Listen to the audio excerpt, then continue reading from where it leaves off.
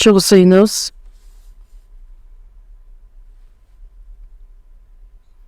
Bizdi сөйгөн биздин ырайымдуу ыйык асмандагы Кудай Ата. Биз Кудайдан алыстап, күнөөгө баткан бардыгыбызды өзүңүз аяп, биз жазалана турган жазага тартылып, соттоло турган сотко Ыйса Машаяк соттолуп, анын төккөн ыйык каны аркылуу биздин күнөөлөрүбүздү түбөлүккө кечирип, кайрадан сотко жазага келбей тургандагы биздин эмгегибиз эмес, өз ырайымыбыздын негизинде өз балдарыңыз кылып, түбөлүктүү асман падышачылыкка бара турган даңктуу үмүт бергендиңиз үчүн, бардык ырайымдарыңыз үчүн ыраазычылык билдиребиз. Бул саатта Ыйса Машаяктын ыйык каны аркылуу куткарылууга ээ болгон адамдардын бардыгы чогулуп, сиздин ырайымыңызды даңкташ үчүн, сөздү үйрөнүш үчүн, сиз менен чогуу бир мамилелешүүдө болушубуз үчүн чакыргандыгыңыз үчүн ыраазыбыз. Бул саатта дагы биз менен чогуу экениңизге ишенебиз.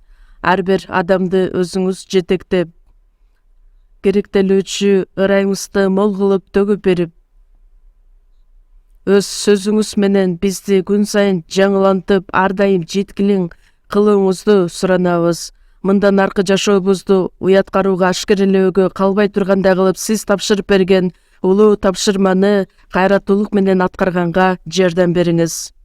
Биздин мамлекеттеги жыйындар, дүйнөнүн ар бир бурчунда кыйынчылыктарга карабастан, жакшы кабарды таалыкпастан таркатып келе жаткан бардык бир туугандарга дагы да күч кубат берип, кандай кыйынчылыктар болбосун артка кадам шилтебестен, бир гана сиздин кайраттуулугуңуз менен жакшы кабарды жеткиргенге жардам бериңиз.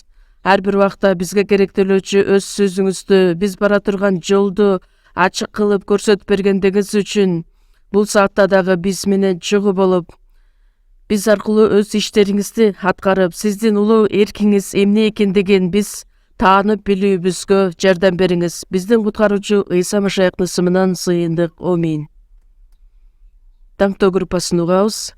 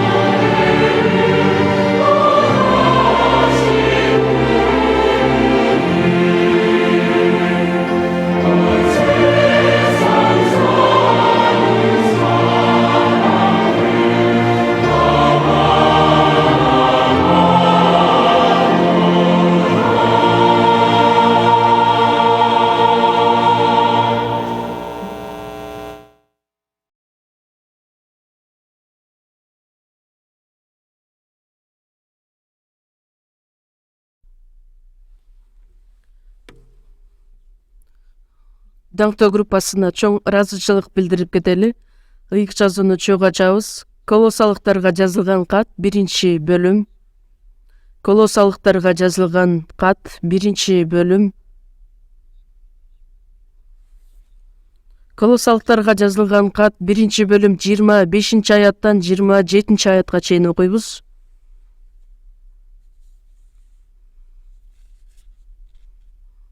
Колосалыктарга 1-бөлүм 25-тен 27-аятка чейин окуйбуз. Кудайдын берген тапшырмасы боюнча ошол жыйындын кызматчысы болуп калдым. Кудайдын сөзү аткарылышы үчүн мага бул тапшырма силер үчүн ишеним менен тапшырылган. Кудайдын сөзү кылымдан кылымга, муундан муунга жашыруун болуп келген сыр азыр анын ыйыктарына ачылып берилди. Кудай бул жашыруун сырдын даңктуу байлыгы бутпарастар үчүн кандай экендигин ыйыктарга ачып берүүнү каалады. Сырдын мааниси даңктуу үмүт болгон Машаяктын силердин ичиңерде жашагандыгында.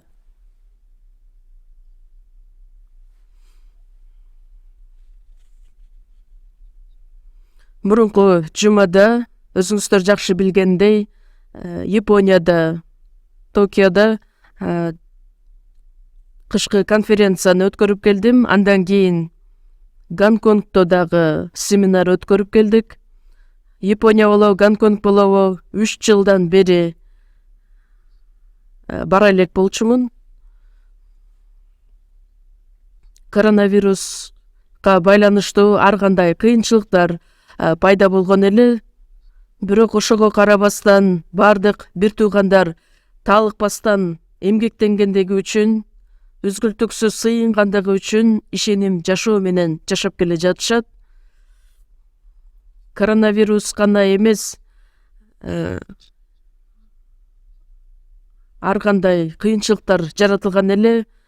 Мурункудай эле азыр талыкпастан бир туугандар жакшы кабарды таркатып келе жаткан ошол жашоону көрүп келдим. Ал эми Гонконгдо коронавирус гана эмес, Кытай мамлекетинде ар кандай эркиндикке бөгөттөр коюлган эле. Азыр ал чоң эле көйгөй болуп жаралган жок. Андай деле чоң көйгөй эмес. Эң негизгиси биздин жыйынга каршы эч кандай бөгөттөр коюлган жок. Азыркы учурда чогулуп жаткан биздин жыйын имараты өтө чоң эмес.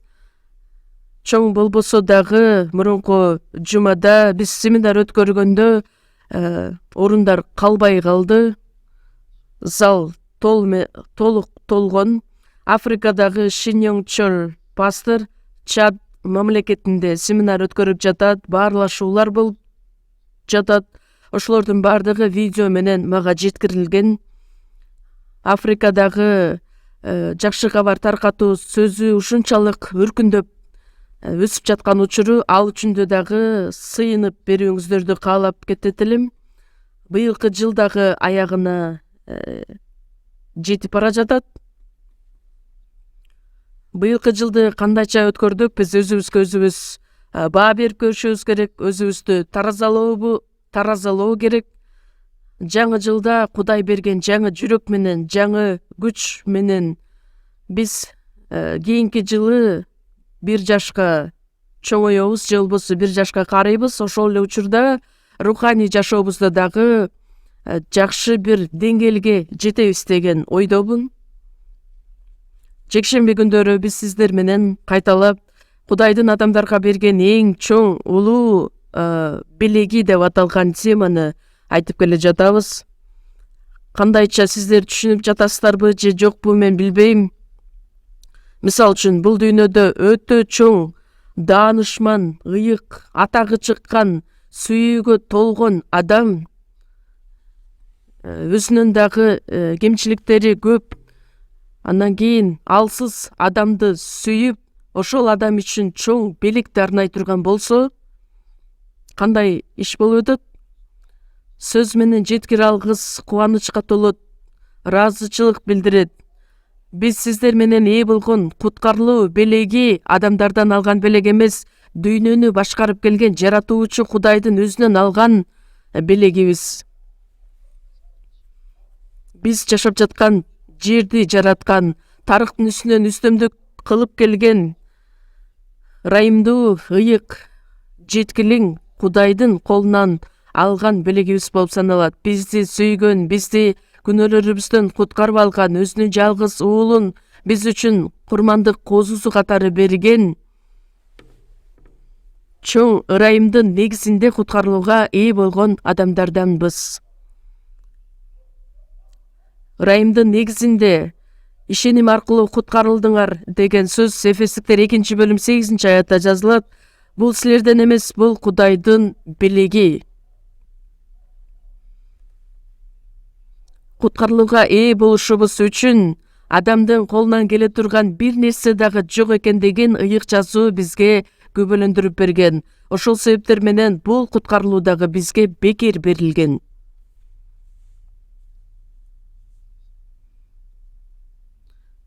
Куткарылууну бул белек деп атайбыз, Кудайдын белеги. Белекке ээ болдук, бирок ошол белектин баалуулугу канчалык маанилүү экендигин адамдар бардыгы эле түшүнө беришпейт. Бирок ыйык жазууну изилдөөнүн негизинде биз ээ болгон куткарылуу ушунчалык барктуу, ушунчалык маанилүү экендигин жакшылап түшүнөбүз. Еврейлер 2-бөлүм 3-аятта ушундай улуу куткарылуу деп айтылат. Куткарылууга ээ болбогон адамдар бул куткарылууну барктабайт. Бул дүйнөдүн адамдары жакшы бир жетишкендикке жетиш үчүн бүт аракетин ошол нерсе үчүн жумшап жашап келишет. Ал эми Кудайдын берген улуу белеги эмне үчүн адамдар аны кабыл алышпайт? Албетте билбегендиги үчүн. Бекер берем дегенде дагы адамдар каалашпайт. Белек канчалык даяр болгон күндө дагы алуучу адам даяр болбосо аны берүүгө дагы мүмкүн эмес. Биз сиздер менен жакшы билгендей,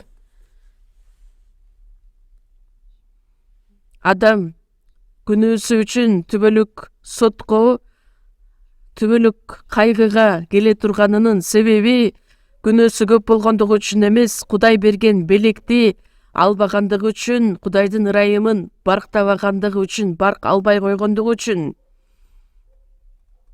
Биз дагы Кудайдын ырайымын таанып билүүбүз менен Кудайдын куткарылуусуна белегине ээ болдук. Белек бизге жөндөн жөн берилген эмес, ал үчүн кымбат баада кун төлөнгөндүктөн.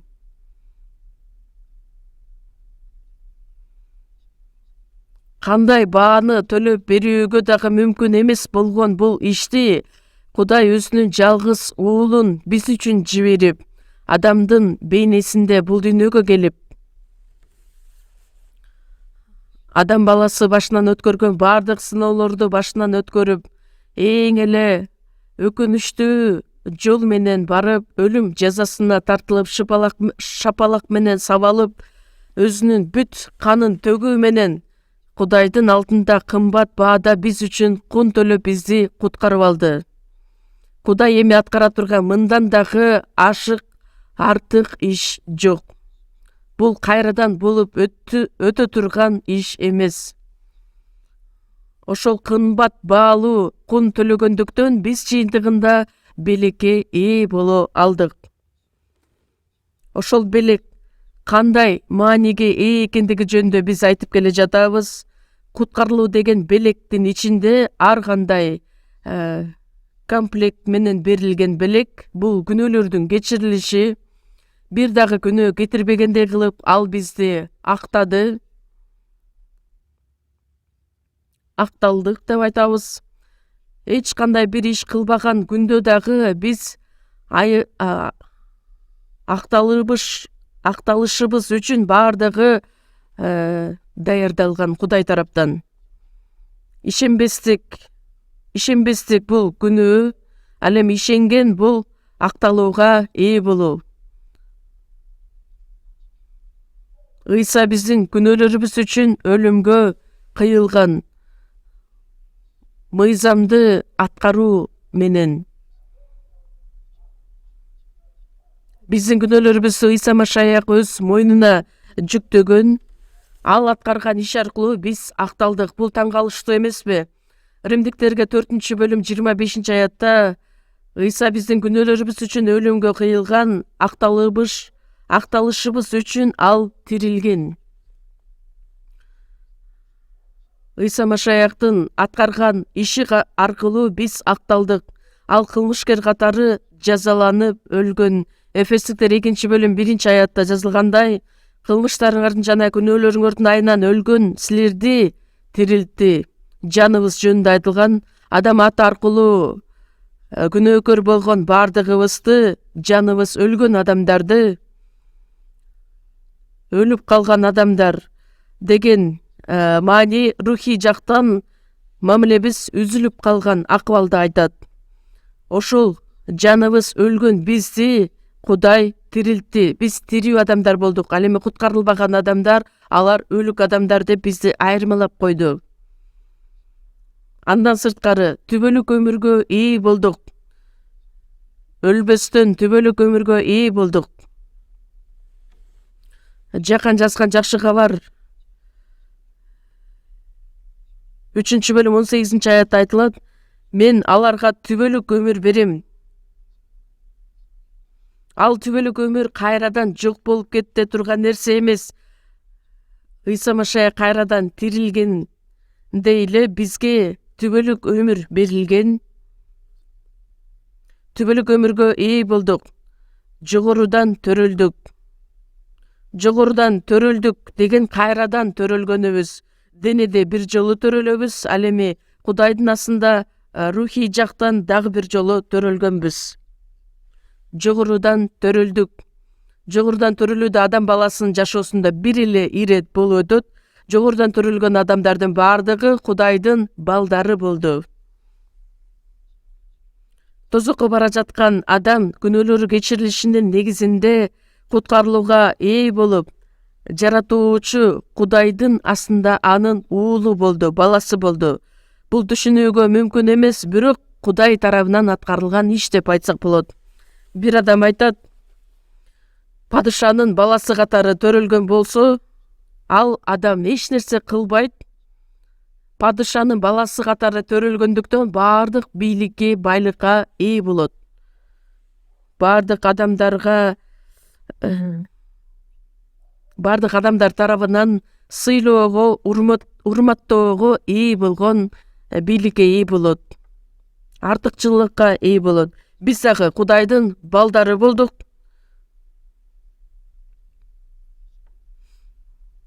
Ыйса Машаяк дагы Кудайдын жалгыз уулу катары бул дүйнөгө келип, көптөгөн азап кайгыны жек көрүндү болуп бул дүйнөдө жашаган элек. Биз дагы бул дүйнөдө жашап жаткан учурубузда Кудайдын балдары болгонуна карабастан, ар кандай кыйынчылыктар, куугунтуктар адамдар тарабынан жек көрүндү болушубуз мүмкүн. 1-Жахан 3-бөлүм 1-аятта Кудайдын балдары деп аталышыбыз үчүн, Кудайдын балдары болушубуз үчүн ал бизге кандай сүйүүнү көрсөттү. Бул дүйнө атаны таанып билбегендиктен бизди дагы тааныбайт. Атабызды тааныбайт, андан кийин кантип баласын тааныбак эле. Еврейлер дагы Ыйса Машаякты Мессия катары, Кудай катары келген теңирди алар таанып биле алышкан жок. Азыр дагы еврейлер Кудайга ишенишет, бирок Ыйса Машаякты кабыл алышпайт. Ыйса Машаяк өзү экендигине ишенишпейт.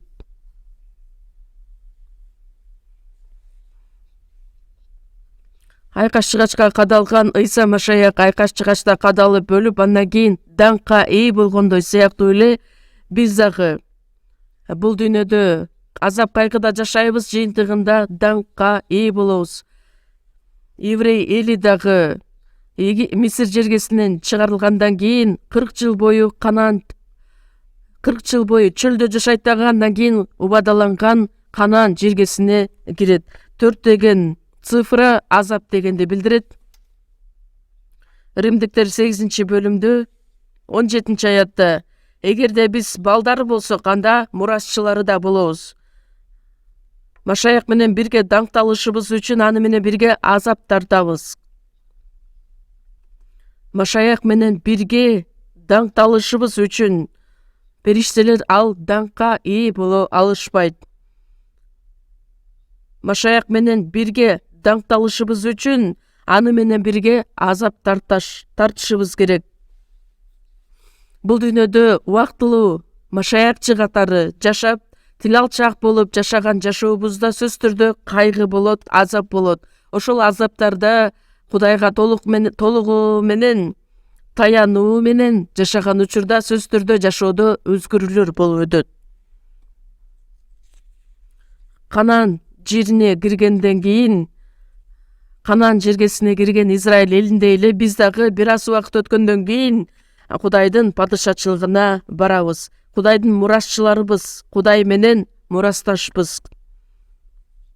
Жакан жазган жакшы кабар 14-бөлүм 2-аятта атамдын үйүндө орун көп деп айтат. Өзүнүн балдары үчүн өтө кооз, өтө даңктуу сонун үйлөрдү даярдап койгон Ыйса Машаяк ошол сөздөрдү айткан. Ал үй канчалык кооз экендигин биз элестете да калбайбыз.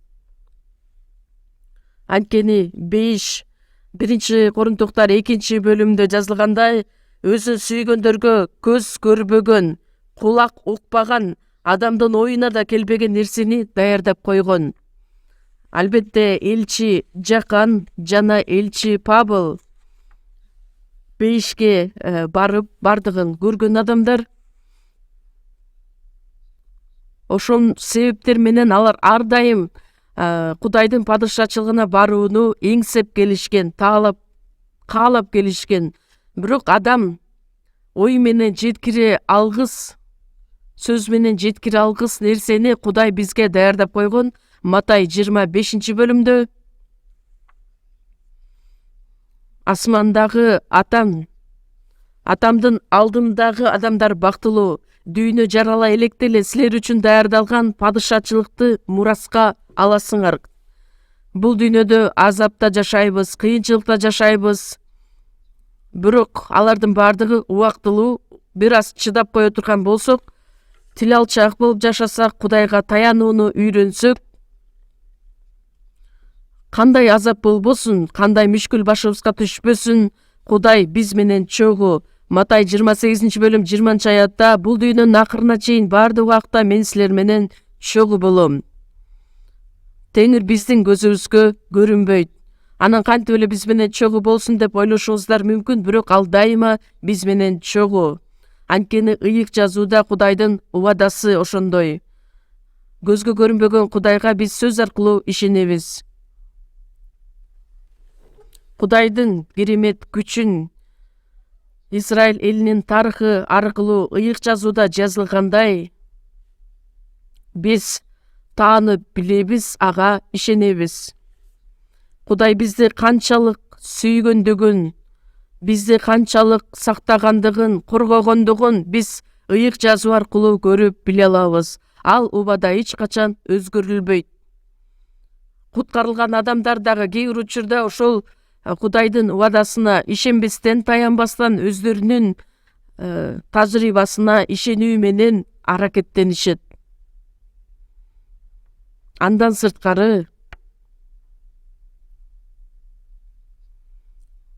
ушуга чейин 7 нерсени айтып кеткенмин. 7 нерседен дагы сырткары көп нерсени айтсак болот. Алардын ичинен ыйык рухту белекке алдык. Буга чейин айтып кеткендей, бул дүйнөдө эң эле даанышман, ыйык, атагы чыккан, сүйүүгө толгон адам бир адамга белек арнай турган болсо, ал адам сөзсүз түрдө ыраазычылык билдирет. Эгерде белек эле берип тим болбостон ар дайым сени менен чогуу болом, сени сүйөм, сени коргойм, сага жардамымды берем, түбөлүккө чогуу болом деп убадасын бере турган болсо, анда ал белектен дагы чоң артык нерсе болуп саналат. Элчилердин иштери 2-бөлүмдү карасак, куткарылган, ишенген адамдарга ыйык рухту белек кылган. улуу белекке ээ болдук. Кудай Теңир өзү биз менен чогуу. Ыйсанын эки ысымынын эки мааниси бар. Биринчиси Ыйса куткаруучу, Jesus is Savior. Куткаруучу деген мааниге ээ.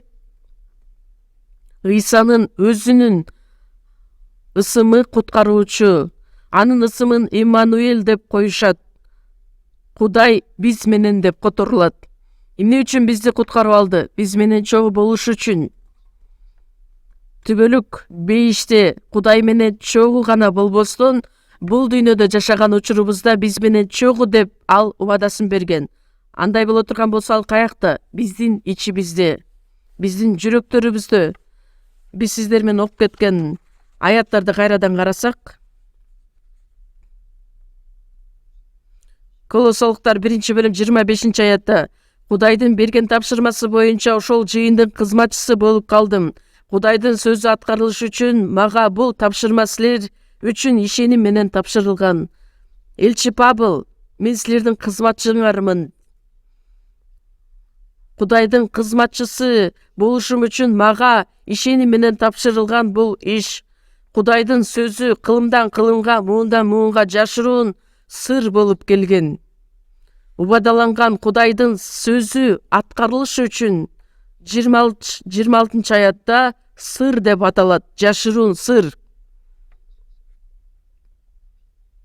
Кудайдын сөзү бул жашыруун сыр. Жашыруун сырды бардык эле адамдар биле бербейт. Ошол сөз сыр ачылган адамдар гана аны таанып биле алышат. 26-27 карасаңыздар, жашыруун сөз, жашыруун сыр 3 жолу кайталанып айтылат. Сыр. Жашыруун сырдын муундан муунга жашыруун болуп келген сыр азыр анын ыйыктарына ачылып берилди. Жашыруун сыр мурун дүйнө жаратыла электе эле Кудай өзү дүйнөнү куткара тургандыгы жөнүндө пландап койгон.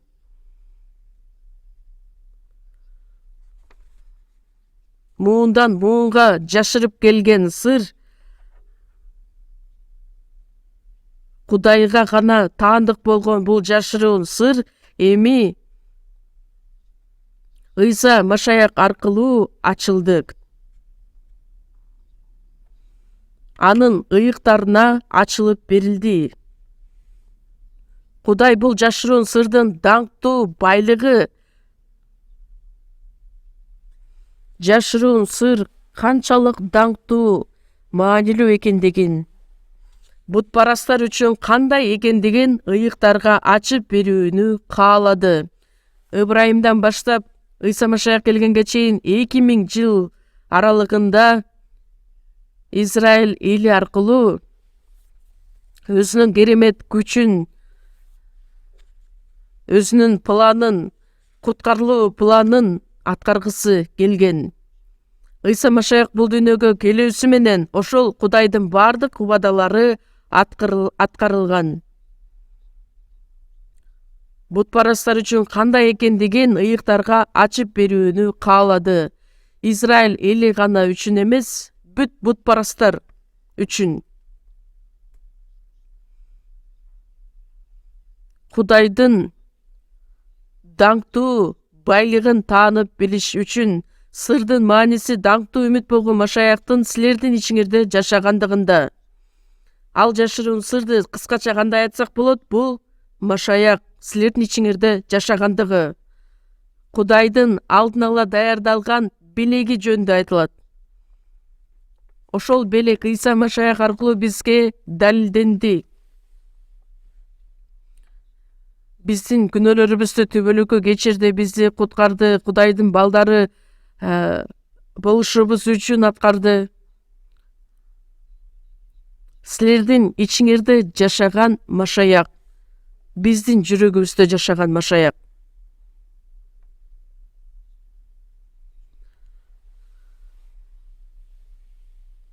Ошол Теңир бизге түбөлүктүү даңктуу үмүт болуп саналат. Машаяк биздин ичибизде жашагандыгы ал даңктуу үмүткө ээ болгондугубузду далилдейт. Түбөлүктүү даңкка ээ болгондугубуз бизди куткарып алып эми бейиштен жолугушабыз деп эле коштошпостон, Теңир биздин ичибизде жашайт. Жакан 14-бөлүмдү карасак, мен атамдан өтүнүп сурайм, силерге башка сооротуучуну чындык рухун берет. Ал түбөлүк силер менен болот. Бул дүйнө аны кабыл ала албайт. Бирок силер аны билесиңер, анткени ал силердин ичиңерде болот. Башка сооротуучу ыйык рухту бизге белек катары бердик. Машаяк өзүнчө, сооротуучу өзүнчө эмес, баардыгы бир. Римдиктер 8-бөлүмдө карасак, ыйык рух деп аталат, андан кийин Машаяктын руху деп аталат, анын баардыгы ыйык ата, уул, рух үч биримдиктүү Кудайды билдирет.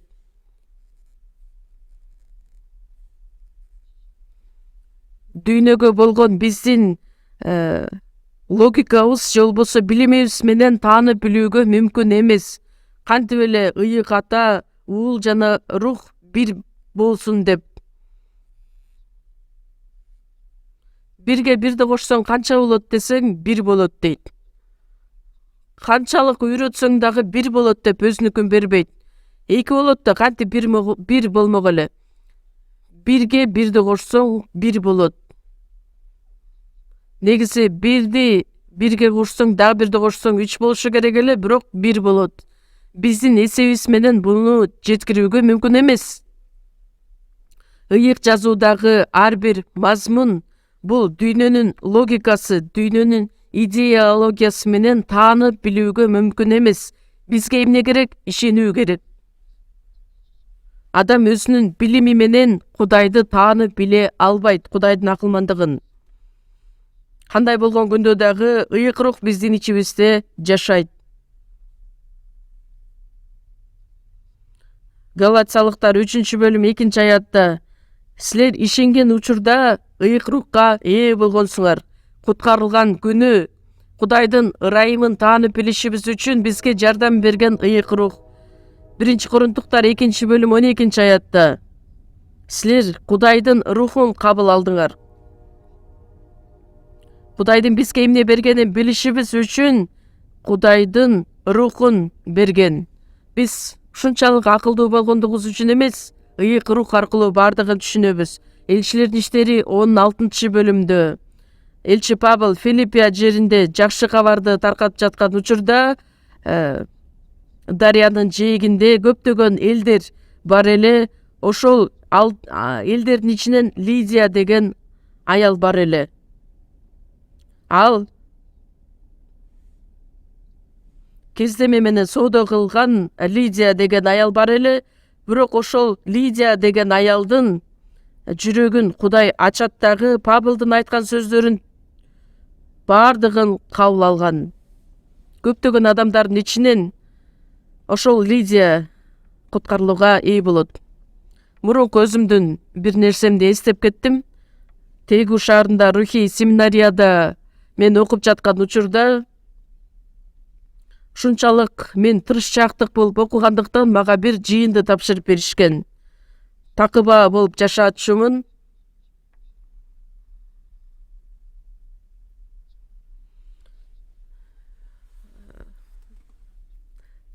Жүздөн ашык адамдар ошол жакта чогулушчу эле. Пастор катары көптөгөн бардыгыбыз куткарылган. Бир пастор бизге келип сабак өтүп жаткан учур эле. Ошол учурда ал Кудайдын сөзүн айтып жаткан эле. Көптөгөн адамдардын ичинен, жүздөгөн адамдардын ичинен жыйынтыгында бир эле жалгыз мен куткарылдым. Кийин карап көрсөм, ал адамдар куткарылган жок экендигин билдим. рухий семинарияга барган күндө деле баардыгы эле куткарылган адамдар болуп санала беришпейт.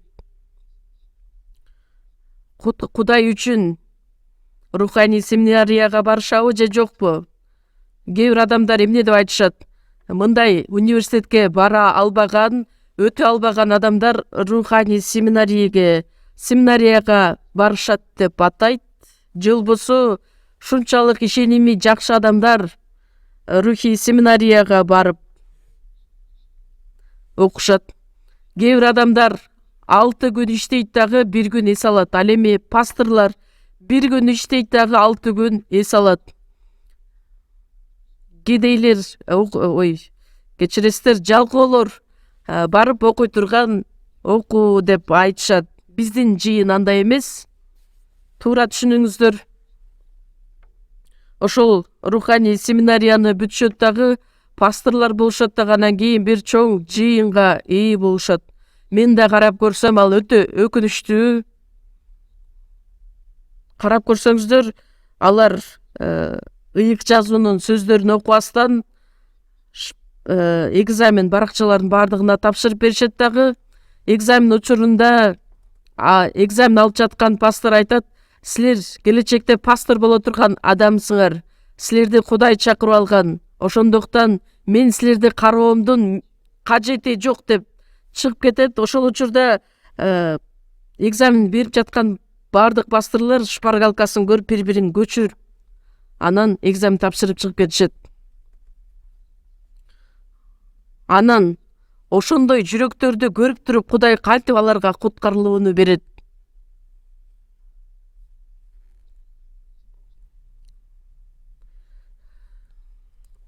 Өзүнүн койлору үчүн жанын берүүгө даяр болгон кайтаруучу деп айтат. Ал эми мындай кайтаруучулар кандай болуп калышат? Кантип анан адамдарга жакшы кабарды жеткиришет бул адамдар? Кандай болгон күндө дагы ошол көптөгөн адамдардын ичинде мен Кудайга жаккандыгым үчүн мен куткарылууга ээ болдум. Кудай өзү адамдын жүрөгүн ачмайынча адам түшүнө албайт.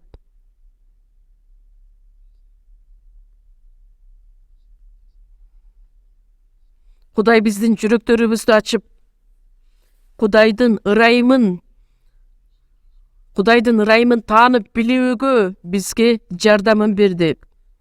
Куткарылган адамдын ичинде ыйык рух жашайт. Силер качан ишенип кабыл алганда куткарылууга ээ болдуңар деп айтат. Куткарылган учурда менин ичинде ыйык рух бар экендигин, жогорудан төрөлгөндүгүмдү билчү эмесмин. Кийин жазууну окуп жатып, күнөөлөрүм кечирилди, жаным тирилди, Кудайдын балдары болдум, ыйык рухка ээ болдум, Кудайдын мураскору болдум, ыйык рухка ээ болдум деген нерсенин баардыгын акырындан түшүнө баштадым. Аллилуйя, ыйык рух менин ичимде жашайт. Бул чоң керемет. Ошол ыйык рух, жаратуучу Кудай, бизди сүйгөн, бизди куткарып алган Кудай алыста эмес, эми менин ичимде жашайт.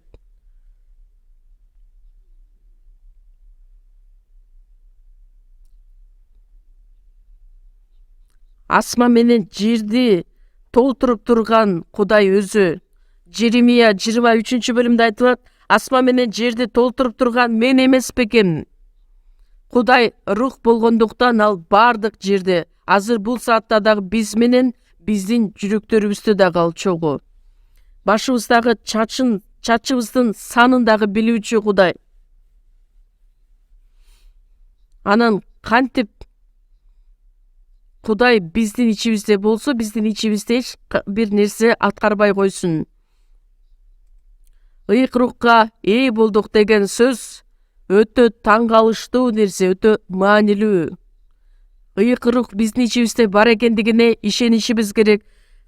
Эфестиктер 3-бөлүм 17-аятта ишеним аркылуу Машаяк силердин жүрөгүңөрдөн орун алат.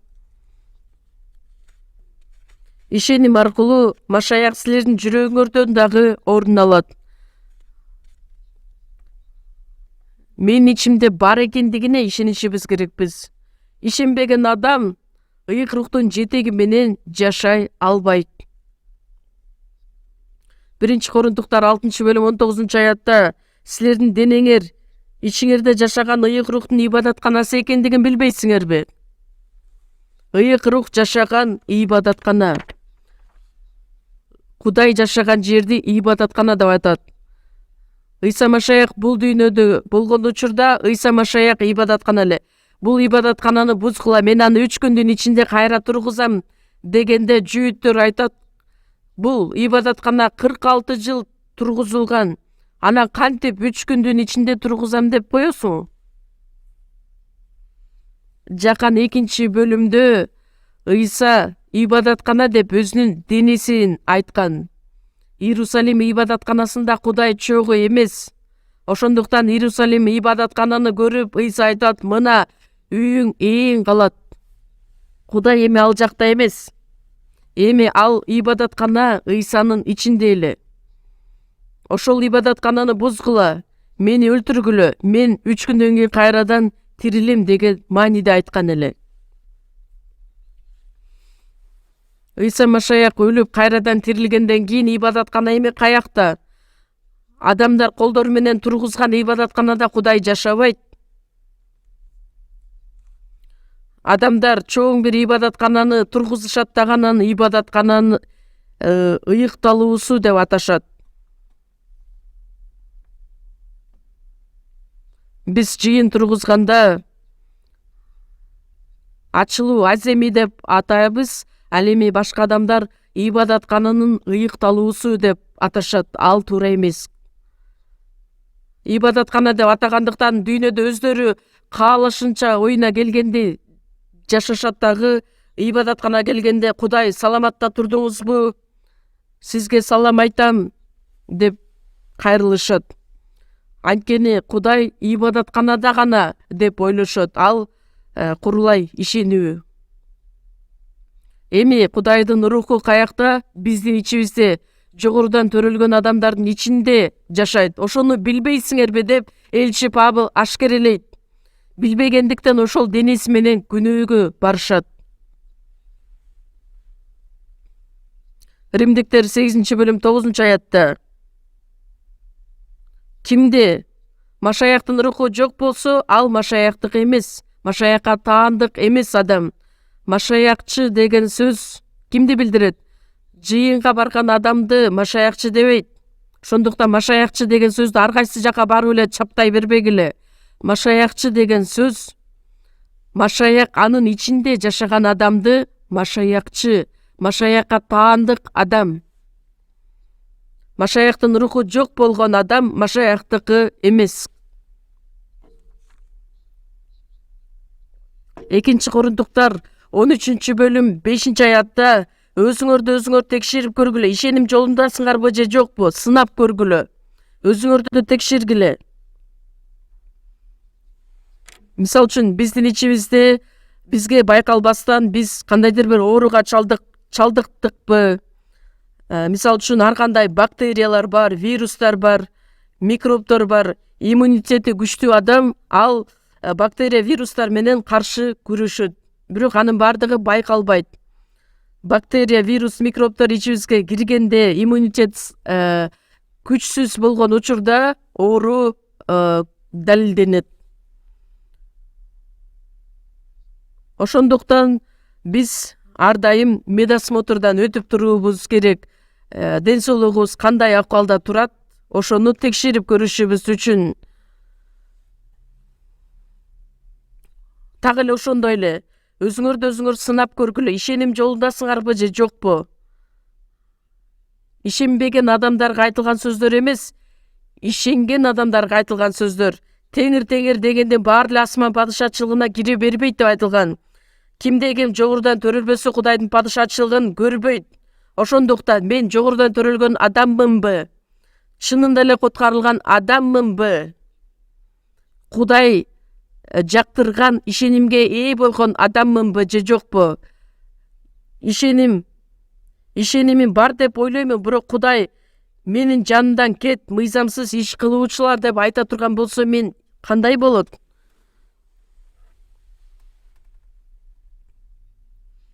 Өзүнүн ишенимин текшерип көр дейт. Ыйса Машаяк силердин ичиңерде барбы же жокпу өзүңөр билбейсиңерби? Андай болбосо силер Кудай таштаган адамдарсыңар. Машаяк силердин ичиңерде бар экендигине ишенишиңер керек. Куткарылган адам ыйык жазууну изилдеп жатып, ушул куткарылган турбаймынбы? Ушул жогорудан төрөлүү деген турбайбы? Ушул Кудайдын балдары болуу деген турбайбы? Ушул нерсе Машаяк мен ичимде жашайт турбайбы? Деп акырындык менен бирден ишене алабыз. Эгерде Машаяк силердин ичиңерде жашабаса, анда силер ташталган адамдарсыңар. Же болбосо ишенимиңер жалган ишеним. Жыйынга тырышчаактык менен келет, бирок ал ишеними Кудайга жакпаган ишеним да болуп калышы мүмкүн. Жыйынга барган адамдар өтө көп, бирок чыныгы ишенген адамдар өтө аз. Лука жазган жакшы кабар 13-бөлүмдө айтылат. Куткарылган адамдар аз болобу деп сураганда Ыйса эмне деп жооп берет? Тар эшиктен кирүүгө аракеттенгиле. Анткени көптөр кирүүгө аракеттенишет, бирок бардыгы кире алышпайт. Кирүүгө аракеттенишет, бирок кирген адамдар бардыгы эле кире беришпейт. Ушул сөздөр өтө көп жазылат. Мен жыйынга баргандыктан, тырышчаактык болуп жашагандыктан, такыба жашагандыгым үчүн кандайча текшерип көрүшүбүз керекпиз өзүбүздү? Ишеним уккан сөз аркылуу пайда болот. Ал эми уга турган сөз Кудайдын сөзү. Сөз аркылуу өзүбүздү сынап, өзүбүздү текшерип көрүшүбүз керекпиз. Андай болбосо, жөн эле жыйынга барып келген адам болуп калат. Ишенген ишенет, бирок Кудай кабыл албаган, Кудайга жакпаган ишеним болушу мүмкүн. Жазууда айтылат, ташталган ишеним, бузулган ишеним, олку-солку болгон ишеним. Ошол ишеним чынында Кудайга жага турган ишенимби же жокпу? Адамды бейишке алып келүүчү ишенимби же жокпу? Ошону текшерип көрүүсү зарыл. Куткарылган адамдын ичинде ыйык рух жашайт. Ал нерсеге дагы ишенүү керек. Күнөөлөрү кечирилгендигине ишенип, жогорудан төрөлгөнүнө ишенип, түбөлүк өмүргө ээ болгонуна ишенип, анда ыйык рухка ээ болгонуна дагы ишениши керек. Ыйык жазуунун негизинде ишенсе, ыйык жазуунун негизинде бейишке бара алат. Римдиктерге жазылган кат 8-бөлүмдү чогуу ачабыз.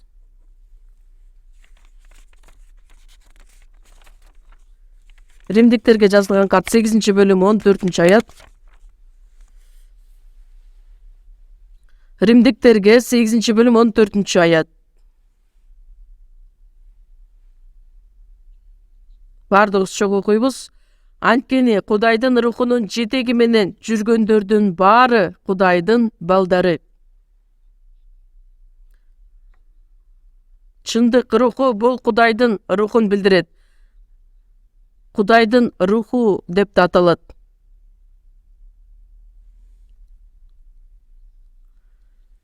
Куткарылган адамдардын жашоосу Кудайдын рухунун жетеги менен болгон жашоо.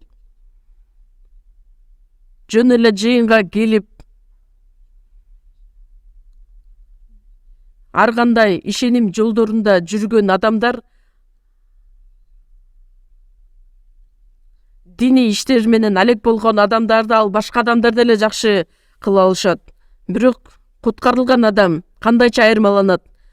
Кудайдын рухунун жетеги менен жашаган адам. Машаякчынын жашоосу рухтун жетеги менен болушу керек. Ыйык рухтун жетеги менен жашашы керек. Жакан 16-бөлүм 13-аятта чындык руху келгенде силерди чындыкка үйрөтөт. Чындыкка үйрөтөт деген сөз менен үйрөтөт дегенди билдирет. Сөз менен бизди жетектейт. Сенин сөзүң бутума шам, жолума жарык. Бул сөздүн мааниси бул дүйнөдөн асман падышачылыкка чейин бизди алып баруучу жол.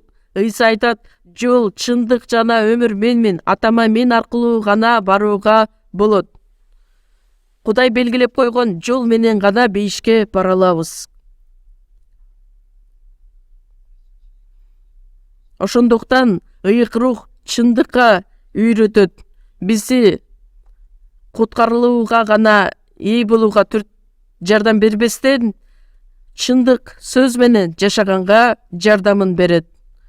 Ыйык рухтун жетеги менен жашаган адамдардын бардыгы Кудайдын балдары экендигибизге күбө катары.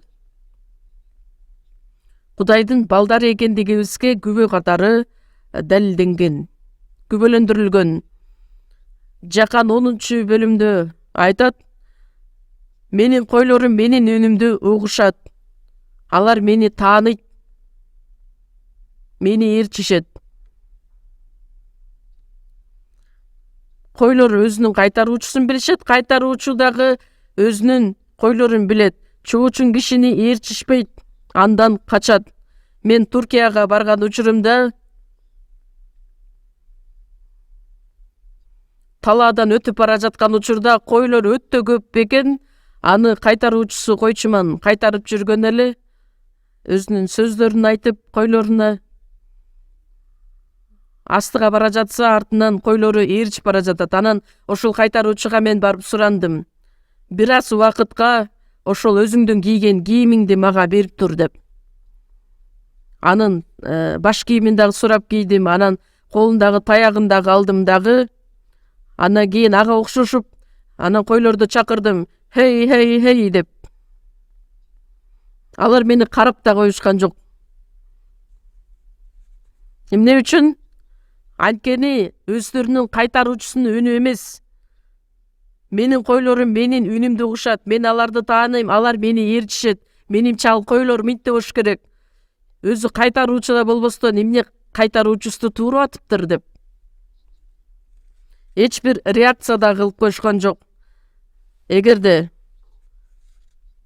кайтаруучусу жанында болгондуктан алар качып кетишкен жок. Кайтаруучусу жанында болбосо качып кетиши деле мүмкүн эле. Мен канчалык кайтаруучуга окшош болгон күндө дагы мени алар таанышпайт. Таңдай тамакты даамын сезгендей эле кулак сөздү айырмалат. Куткарылган учурда кулагыбыз ачылат. Чынында эле рух аркылуу айткан сөзбү же адамдардын ою менен айтылган сөзбү? Адам айырмалай баштайт. Өзү сүйлөп жаткан сөзбү же сөз аркылуу сүйлөп жаткан сөздөрбү? Алардын бардыгы билбестен анын артынан ээрчип кетет. Ээрчип бара бере турган болсок, пастордун артынан, адамдын артынан, конфессия ар кандай агымдардын аркасынан ээрчип баратып, жыйынтыгында тозокко чейин түшүп калышыбыз мүмкүн. Кандай болгон күндө дагы ыйык рухтун жетеги менен жашашыбыз керек. Ыйык рухтун жетеги менен жашашыбыз үчүн эмне кылышыбыз керек? Ыйык рух кандайча иштейт? Ошол жөнүндө билишибиз керекпиз. Ыйык жазууда өтө жакшы жазылган. Галатиялыктар 5-бөлүм 16 аятта: силерге айтарым, ыйык рухтун жетеги менен жашагыла. Ошондо күнөөлүү каалоолор, дененин күнөөлүү каалоосун аткарбайсыңар. Эфестиктер 2-бөлүм 2-3 аяттарда: бир кезде силер дүйнөнүн адаты боюнча абада бийлик кылып жаткан төрөнүн жетеги менен жашачусуңар. Дененин каалоолорун аткарып, оюңарга келгенди кылып, дененин күнөөлүү каалоолорун аткарып жашачусуңар. Кудайдын каарына кала турган адамдардан болчусуңар. Шайтандын жетеги менен дененин каалоосун аткарып жашачубуз. Жыйынтыгында Кудайдын асында, Кудайдын каарына кала турган адамдардан болчубуз. Эми куткарылган адам дененин каалоосун аткарып жашабастан рухтун жетеги менен жашайт. Рухтун жетеги менен жашагыла, ошондо денеңердин күнөөлүү каалоолорун аткарбайсыңар. Дененин каалоосун эмес, рухтун каалоосун аткарып жашай алабыз. Албетте ал үчүн биздин ишенимибиз бир аз өсүшү керек. кичинекей балдар өздөрү каалагандай ыйлашат, айтканын бербейт, ачкөздүк кылат. Эмне уят экенин дагы билишпейт. Кичинекей кезинде жылаңач бойдон жүрө беришет. Анан бир аз убакыт өткөндөн кийин чоңойгондо алар уялганды да биле башташат.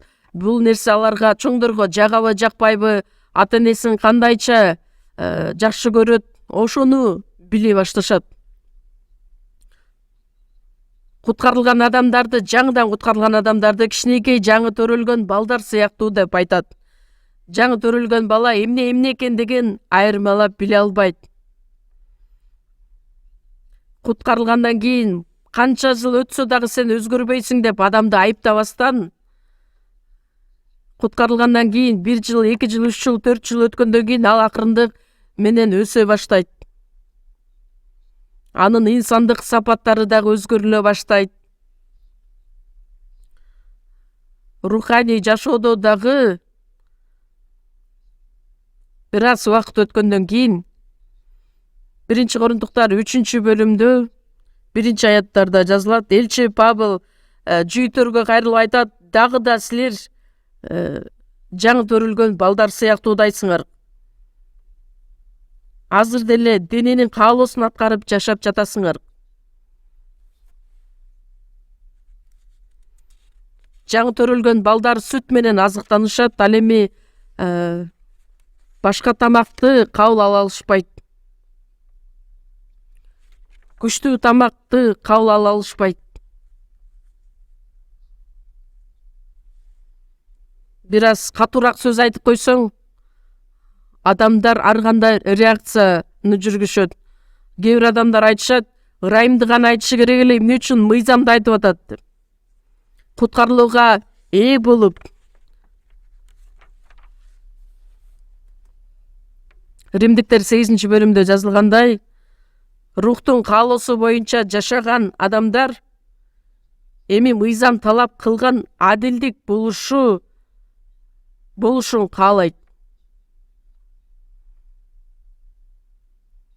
Куткарылбаган адам мыйзамды толугу менен аткара албайт. Мыйзамдын талап кылган нерсесин аткарат. Мыйзам эмнени талап кылат? Киши өлтүрбө десе, анда жек көрбөшү керек, ачууланбашы керек, кыжырланбашы керек. Жек көргөн адам киши өлтүрүүчү адам менен барабар.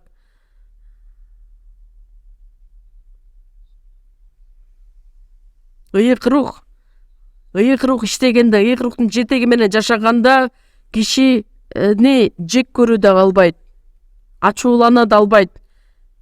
Жакыныңдын үйүнө көз артпа, уурдаба, жакыныңдын үйүнө көз артпа деп айта турган болсо,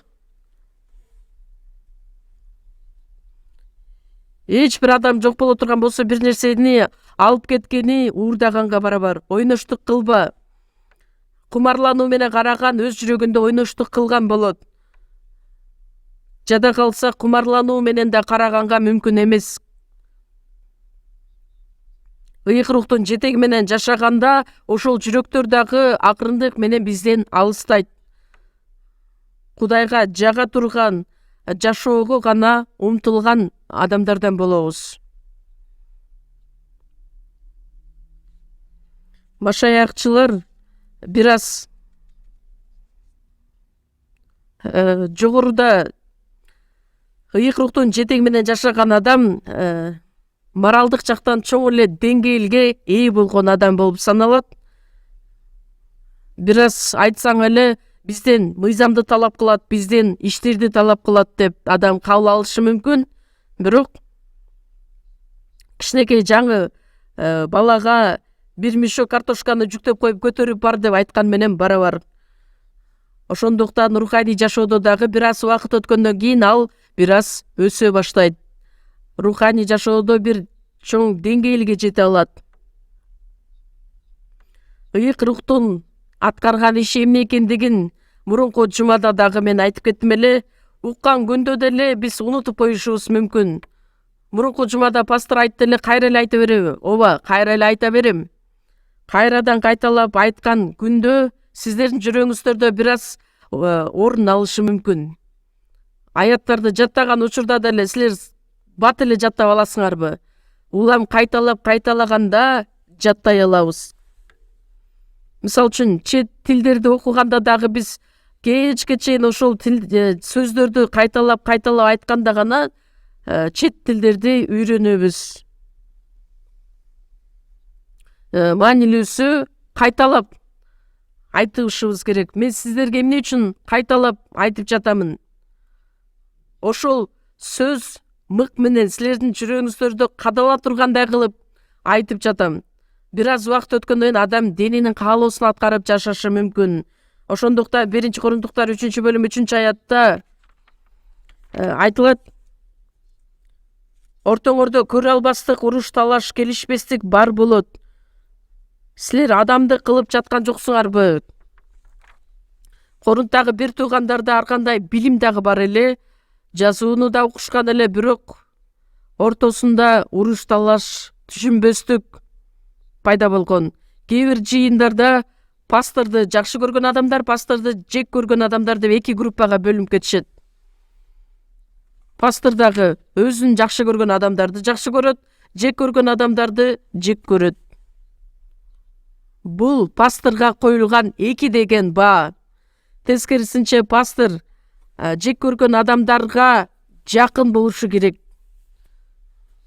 Пастор менен учурашпастан тетиги алыстан кайрылып кеткен адамдарга тескерисинче пастор дагы бир жолу барып учурашышы керек, алар менен жакын болгонго аракет кылышы керек.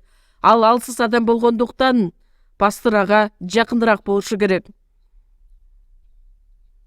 Жакшы көргөн, жаман көргөн деп эки группага бөлүнүп кетет. Ал адамдык иш болуп саналат.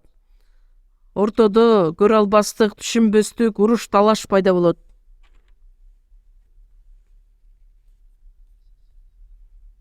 Ыйык рух биздин алсыз жашообузда жардамын берет. Биз канчалык күчсүз, алсыз экендигибизди сөз аркылуу түшүнөбүз. Биздин алсыз жашообузда сыйынган учурда дагы биз кандайча сыйынууну билбеген учурда ыйык рух бизге жардамын берет. 1-Жакан 5-бөлүмдө анын эрки боюнча эмнени сурасак, ал бизди угат. Жакып 4-бөлүмдө силер сурасаңар дагы ала албай жатасыңар, анткени өзүңөрдүн кумарларыңарды канааттандыруу үчүн сурап жатасыңар. Кудай өзүнүн эрки үчүн биздин сураганыбызды угат.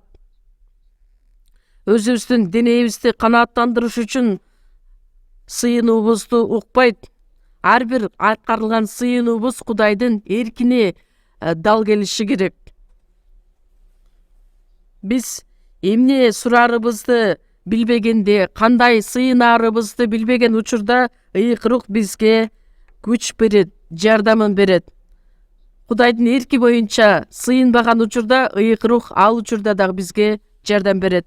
Римдиктер 8-бөлүм 26-аятта ошол жөнүндө жазылат. Ыйык рухтун аткарган дагы бир иштерин карай кетели. Эфестиктерге жазылган кат 4-бөлүмдү чогуу ачабыз. Эфестиктерге 4-бөлүм. Эфестиктер 4-бөлүм 3-4 аяттар.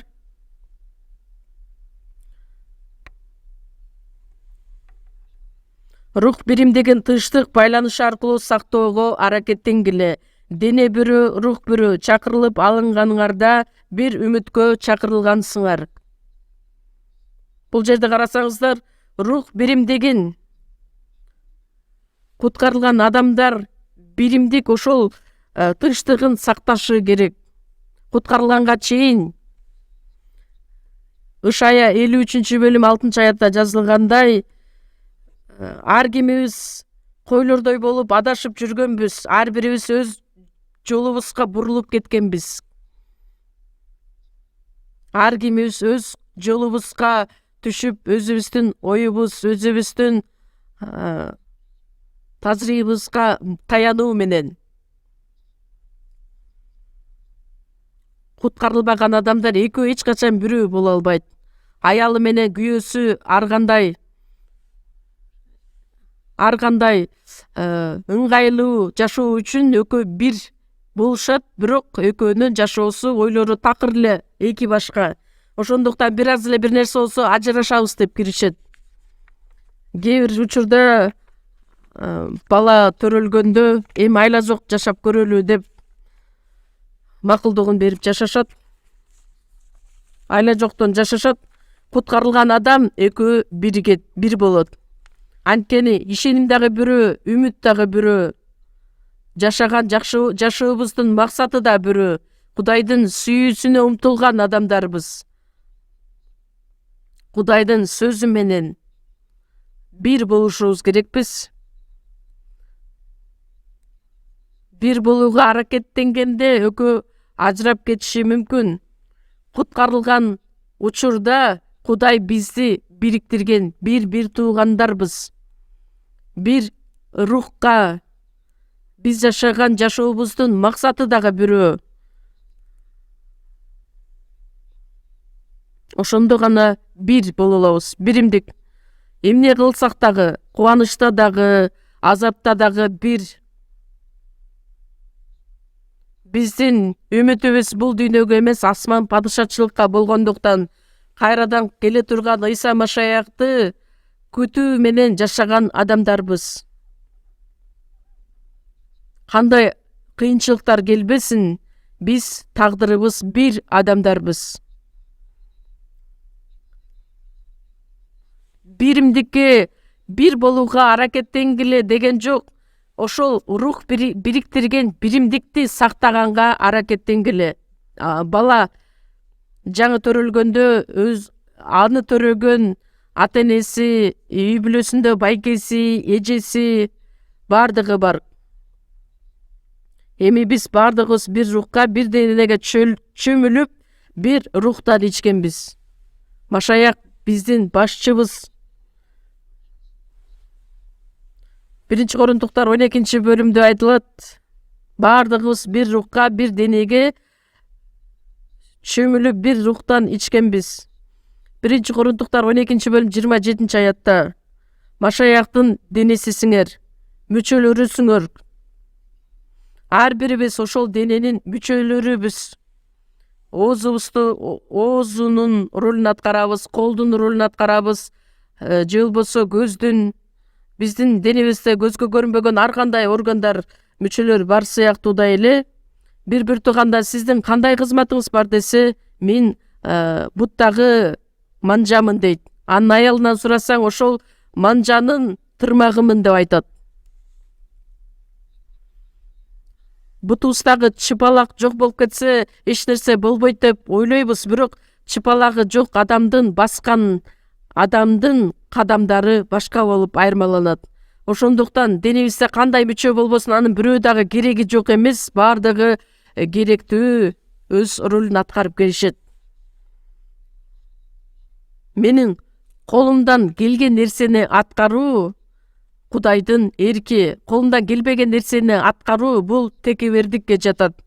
Кудайдын сөзүн үйрөнүп, руханий жактан колдон келген нерсенин бардыгын аткаруум керек. Ошондуктан куткарылган адамдар рух биримдигин сактаганга аракеттениши керек. Адамдык ойлор менен, адамдык жолдор менен эмес, сактаганга аракеттенгиле сөз аркылуу. Рух бириктирген нерсени сактагыла.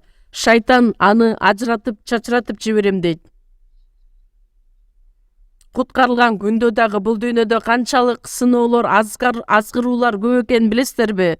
Ыйык рухтун жетеги менен жашабасак, көзүбүзгө көрүнгөн жашоого бат эле четтеп кетишибиз мүмкүн.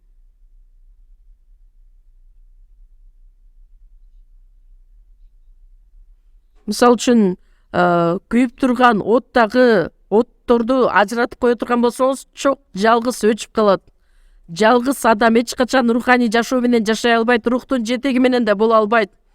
куткарылган учурда ал жалгыз куткарылат. Ал эми куткарылгандан кийин эми баардыгыбыз биримдикте жашаган адамдарбыз.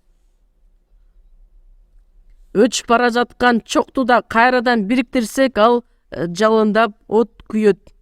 Биз качан бир болгон учурда ыйык рух биз аркылуу көптөгөн иштерди аткарат. Рух биримдигин сактоого аракеттен келе. Шайтан аны ажыратууга аракет кылат. Шайтан биздин куткарылуубузду тартып ала албайт, бирок руханий жашообузда ар кандай нерселерди жаратат, азгырууларды, сыноолорду. Бул дүйнөдөн руханий жашоодон алыстап кетүүбүзгө ар кандай тоскоолдуктарды жаратат.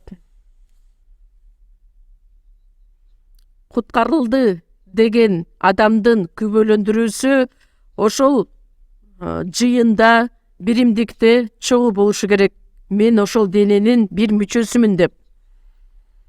Кубалап чыгарган күндө дагы биз эч качан жыйындан кетпешибиз керекпиз. Ким силерди кубалап чыгармак эле. Жаңыдан куткарылган адам, кийин куткарылган адам баардыгыбыз биримдикте. Мисалы үчүн бир үй бүлөдө чоң ата бар, чоң апа бар, бир аз акылынан ажырап калган чоң ата, чоң апа бар, атасы бар, апасы бар, эжеси бар, байкеси бар, эң эле кичүүсү сөз укпаган, тил албаган бала бар, андан кийин жаңы эле төрөлгөн ымыркай бала бар. Ошолордун баардыгы бир үй бүлө болуп саналат. Кичинекей жаңы төрөлгөн бала айтпастан туура эмес иш кылат, сыйып коет деп эле аны үй бүлөдөн тышка чыгарып коебу? Жок, баардыгы ошол балага кам көрүшөт, жардамы берет. Куткарылган адамдар дагы биримдикке чакырылган адамдарбыз. Ошол бир болгон учурда бири-бирибизге жардам берип, көмөк көрсөтүп. Дагы бир жерде ача кетели. Эфестиктерге жазылган кат 4-бөлүм 11-аят. Эфестиктерге 4-бөлүм 11-аятты чогуу окуйбуз.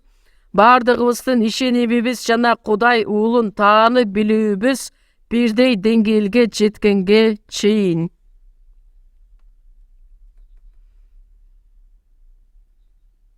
Кудайдын уулун таанып билүүбүз, ишенимибиз бирдей деңгээлге жеткенге чейин. Таанып билүүбүз бир болгон учурда ишенимибиз дагы бир болот. Азыркы учурда баардыгы эле бир Машаяк ишенет, бирок эмне үчүн баардыгы бир боло алышпайт? Конфессиялар дагы бири-бири менен тартышышат, урушушат. Окшош эле методисттер жыйыны болобу, же болбосо башка жыйындар болобу, өздөрү менен өздөрү согушушат, урушушат. Америкага барган учурда, мисалы үчүн Кореядагы элдер Америкага барганда, ошол Америкадагы жашаган адамдар кандай жактан билип албайт, билбейм, аэропорттон түшөрү менен өзүнүн жыйынын алып кетет. Жыйынын алып барып жашай турган үйдү дагы даярдап беришет, балдары бара турган мектепти дагы даярдап беришет, жумушка дагы орноштурушат. Албетте, карап көрсөң жакшы.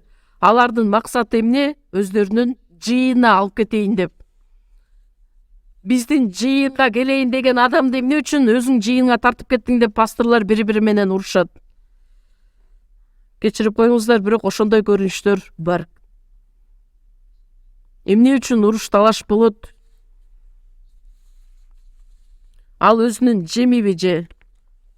Ал бир нерсе эмес. Биримдик жок. Биздин жыйындар азыркы учурда статистика боюнча Корея мамлекетинде 226 жыйын бар. Чет мамлекеттерде 80 мамлекетте биздин жыйындар 926 жыйын бар. Күндөн күнгө жыйындардын саны көбөйүп келе жатат. Баардыгыбыз бирбиз. Баардыгы биздин жыйындар бир жыйын. Кайсыл жака барбайлы биздин жыйындар бар. Жыйындарды көрүп сүйүнөбүз, анткени бири-бирине жардамын беришет, материалдык жактан дагы жардам көрсөтүшөт. Бирбизби? Эмне үчүн адамдар уруш талаш болушат? Анткени таанып билүүсү башка болгондуктан ишеними дагы башка болот. Анан жыйынтыгында уруш талаш пайда келип чыгат. Бардыгыбыз ишенемиз жана Кудай уулун таанып билебиз. Бирдей деңгээлге жеткенге чейин биздин жыйын азыр өскөн жыйын чоң жеткилең деңгээлге болуп калган. Биздин жыйын деле башында чогулуп баштаган учурда көп эле уруш талаш болгон. Анткени кичинекей балдар чогулганда бир нерсени талашып урушушат. Азыркы учурда бири-бирине жардам берген жыйын. Биздин жыйын ушунчалык өскөндүктөн, өнүккөндүктөн чет мамлекетке чейин биздин жыйындар таркап жатат. Кичинекей балага бир чоң нерсени тапшырып берүүгө мүмкүнбү? Жок. Кудайдын денеси болуп саналган жыйын бир болгондой эле куткарылган адамдар дагы биз бир болууга умтулушубуз керек. Матай 5-бөлүм 48-аятта асмандагы атаңар кандай жеткилең болсо, силер да ошондой жеткилең болгула. Биз кандайча атабыз жеткилең сыяктуудай жеткилең боло алабыз? Ыйса Машаяк эмне үчүн мындай сөздөрдү айткан? Атаңар жеткилең болсо, сен жарымына чейин жеткилең бол деп айткан жок. Акырындык менен Кудайга окшоп жашап, Ыйса Машаяк келген учурда биздин денебизге чейин өзгөрүлөт дагы жеткилең боло алабыз. Ишенимибиз жана таанып билибиз бир деңгээлге жеткенге чейин Машаяк ал жеткилең. Ошол Машаякка окшош болуп биз дагы өсүшүбүз керекпиз. Элчи Павлдын жашоосун карап көрүңүздөрчү. Элчи Павл аркылуу, бир адам аркылуу, Галатиялыктар 6-бөлүмдө элчи Павл айтат: мен Ыйсанын жараатын өзүмдүн денемде алып жүрөм. 1-Корундуктар 11-бөлүм 1-аятта: мен Машаяктан үлгү алгандай эле силер да менден үлгү алгыла. Элчи Павл өзүнө ишенүү менен, кайраттуулук менен мен Машаяктан үлгү алгандай силер да менден үлгү алгыла деп айтат. Галатиялыктар 4-бөлүм 19-аятта: силерде Машаяк көрүнгөнгө чейин мен силер үчүн кайрадан толгоо азабын тартам. Энеси баланы төрөш үчүн толгоо азабын тартат. Баласы чоңоюп калган күндө дагы энеси баласы үчүн дагы кайгырат, ойлонот. Адам качан адам болуп иш аткарганда адам болуп саналат. Инсандык сапаттары сөзсүз түрдө өзгөрүлүшү керек. Силердин ичиңерде Машаяк көрүнгөнгө чейин кайрада мен толгоо азабын тартамын. Машаякка окшош болуп жашаганда биз ишенимибиз жана таанып билибиз бир болгон жамаатта чогуу боло алабыз. Куткарылган адамбы же жокпу, аны дагы билбестен адам шек санап жашай турган болсо, Кудай ал адам аркылуу эч нерсе ишин аткара албайт. Ишенимибиз жана таанып билибиз бир болгон учурда Кудай өзүнүн көптөгөн иштерин ишке ашырат. Дагы бир жерде ача кетели. Эфестиктерге жазылган кат 3-бөлүм 20-аят. Эфестиктер 3-бөлүм 20-ны чогуу окуйбуз. Биздин ичибизде күчү менен аракеттенип жаткан, сураганыбыздан да же ойлогонубуздан да артык кыла ала турган Кудай.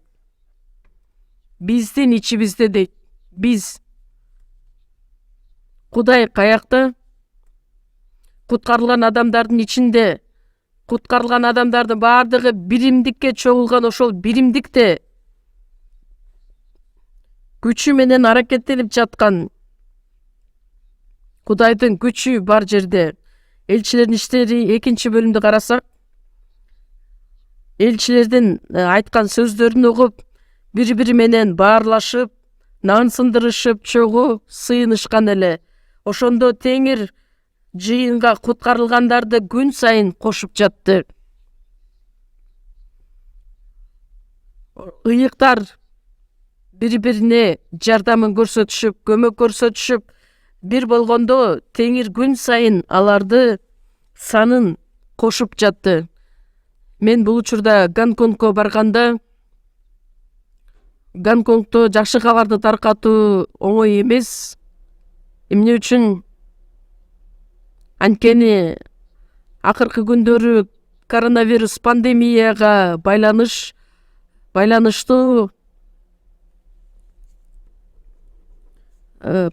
саясат жагынан да көптөгөн бөгөттөр коюлуп, көптөгөн Кытай эли 300 миңден ашыгы башка мамлекеттерге көчүп кетишкен эле. Бирок ага карабастан алардын калкынын саны азайган жок. Ошого карабастан жыйындагы бир туугандар бүт бардыгы биригип, өзгөчө апалар группасын карасаңыздар, шунчалык эмгектенишет, кухняга келип тамак жасашат.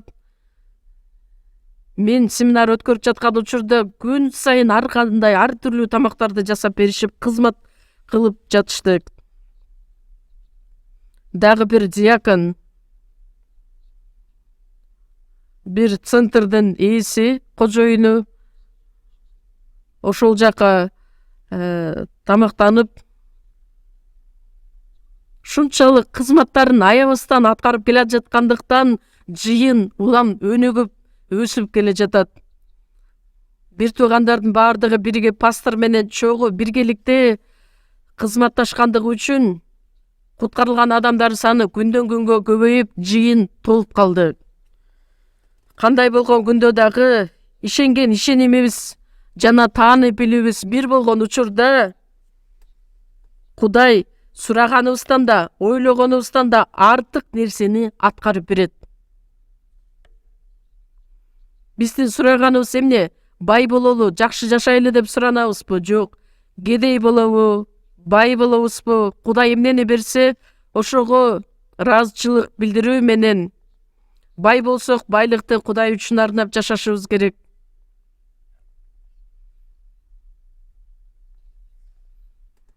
Биздин сураганыбыз, ойлогонубуз эмне? Жатсак дагы, турсак дагы, кандай кылган күндө Кудайга жагып жашай алабыз? Кандай кылган күндө адамдарга жакшы кабарды жеткире алабыз? Ойлогонубуздан да артык кыла ала турган Кудай.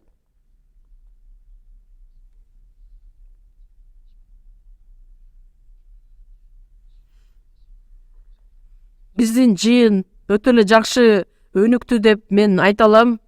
Анткени бардыгыбыз азыр биримдиктебиз. Биздин мамлекетте гана эмес, дүйнө жүзүндөгү бардык мамлекеттеги жыйындар эмнени сурасак, ошону дагы берип жаткан Кудайга ыраазыбыз. Мен дагы түшүнө албайм, кандайча ушул иштердин бардыгы болуп аткандыгын, бирок Кудай гана аткарып жаткан иш. Чет мамлекеттеги жыйындар үчүн бизден сырткары көптөгөн диний уюмдар бар. Бирок биз канчалык карап көргөн күндө дагы бизге окшоп таалыкпастан Кудай үчүн кызмат кылып, Кудай үчүн жакшы кабарды таркатып жашаган андай иштер көп эле болуп өткөн жок. Көп эле болсо өтө жакшы болмок андай уюмдардын. Ошондуктан менин оюмча дүйнөнүн акырында жакшы кабарды таркатуу ишин бизге тапшырып берди деп мен ойлоймун. Азыркы учурда Ким Чон Ын ракеталарды биз тарапты көздөй учуруп жаткан учурда дагы биз жакка жетпейт. Эмне үчүн? Анткени биз Кудайдын ишин аткарып жатабыз. Саясатчылар дагы албетте жакшы кызматты аткарышы керек. Содом жана Гоморра шаарларында 10 адил адам жок болгондугу үчүн талкаланган. Кореяда канчалаган адил адамдар жашап жатышат. жакшы кабар үчүн бүт бардыгы бир тилекте, бир ойдо, бир кызмат менен кызмат кылам деп даярданган адамдар өтө көп. Ошондуктан жакшы кабар иши таркатылып жаткан учурда бир дагы адам, бир дагы башка бир нерсе биздин мамлекетти талкалай албайт. Анткени Корея мамлекетинин тагдыры биздин колубузда деп айтсак болот. Мен да Кудайдын астында сыйынамын. Биз азыр ушунчалык Кудайдын астында жакшы кабар таркатып жатабыз. Кудай бизге кандайдыр бир тоскоолдуктар жаралса, Кудай бизге жардам бериңиз десем, Кудай ооба түшүнүктүү дейт. Содом, Гоморра шаарларында 10 адил адам боло турган болсо, ал шаар талкаланбайт болчу. Содом, Гоморра шаарлары 10 адил адам болсо, анда талкаланбайт деген нерсени адамдар билчү беле же билчү эмес беле? Албетте билчү эмес. Азыр карап көрсөңүздөр, өтө коркунучтуу жашоодо жашап жатабыз. Бүгүн болобу, эртең болобу согуш ачылып кете турган жашоо. Дүйнөнүн акыры экендигин түздөн түз көзүбүзгө көрүнүп турган иштерди байкасак болот. Ыйса Машаяк келерине өтө эле аз убакыт калганда биз жашап жатабыз. Ошондуктан колдон келишинче аракет жасашыбыз керекпиз. Кудай Израиль элин гана сактайбы, коргойбу? Израиль эли азыркы күнгө чейин Кудайга ишенишет, бирок Ыйса Машаякка ишенишпейт.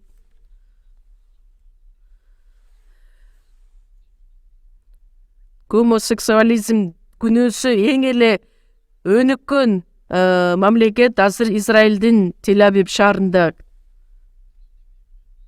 Бирок эмне үчүн ошого карабастан Кудай Израиль элин сактап келет, коргоп келет.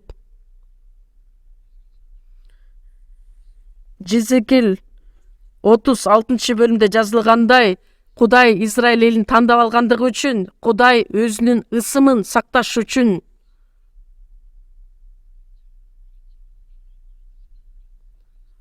Израиль эли талкаланган күндө дагы аны тандап алган Кудай тирүү экендигин көптөгөн элге далилдеш үчүн.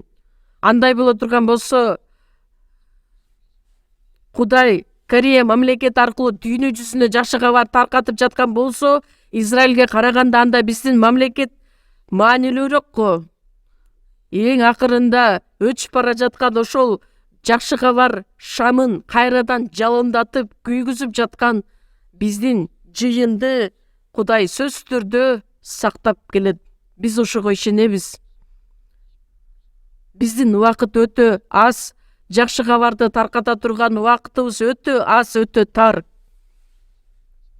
Ошондуктан мүмкүнчүлүк болуп турган учурда бүт аракетибизди колдон келишинче жумшайлы. Бардыгыбыз биримдикте, бир ойдо, бир тилекте Кудай биз аркылуу иштерине ишенүү менен биз колдон келишинче бардыгын аткаралы. Чогуу сыйынабыз. Биздин ырайымдуу Кудай Ата, Кудай, сиз белгилеп койгон бул дүйнөнүн акырында, бул дүйнө дагы да күнөөгө батып, алсыз коркунуч жашоого бара жатат.